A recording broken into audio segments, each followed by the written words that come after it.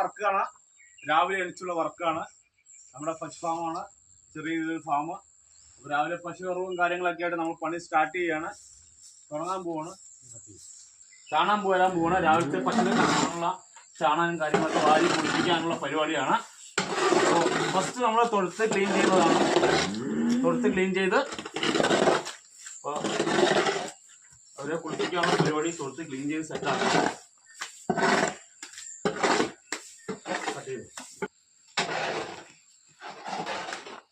കല്യാണം അന്തപുരത്തിൽ നാളാദം മിഥിലാപുരി കാണാൻ കൊതിച്ചൊരു സീതാ കല്യാണം.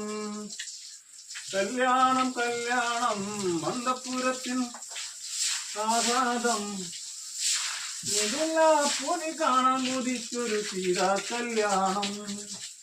ഇതുപോലൊരു സുന്ദരിയുണ്ടോ, ഇത് ഭാഷിണിയായവളാണോ?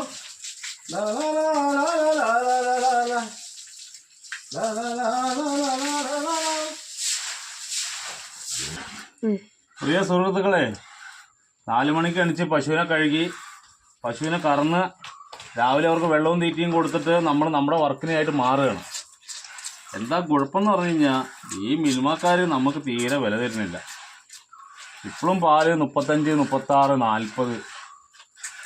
ഒരു കർഷകന്റെ ബുദ്ധിമുട്ട് മനസ്സിലാക്കുന്നില്ല. ഈ ഫീൽഡിൽ നിന്നും ഒരുപാട് ചെറുപ്പക്കാർ മാറിപ്പോവുകയാണ്. അതുകൊണ്ട് ഈ ക്ഷീര കർഷകരെ സംരക്ഷിക്കണമെന്ന് പറയുകയാണ്. സൊസൈറ്റി ജീവനക്കാരും സൊസൈറ്റി മെമ്പർമാരും സൊസൈറ്റി സെക്രട്ടറിമാരും അവർക്ക് ജോലിയും കാര്യങ്ങളൊക്കെ വേണമെങ്കിൽ കർഷകരെ സംരക്ഷിച്ചാലാണ് അവർക്കും ജോലിയുള്ളൂ.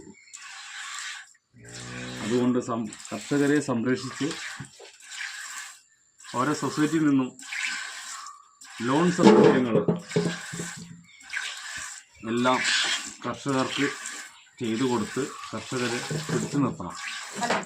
എന്നാലാണ് ഈ സ്ഥാപനം മുന്നോട്ട് പോവുള്ളൂ, കർഷകൻ മുന്നോട്ട് പോവുള്ളൂ. ഇതുപോലൊരു സുന്ദരിയുണ്ടോ, ഇത് ഭാഷിണിയായവളാണോ?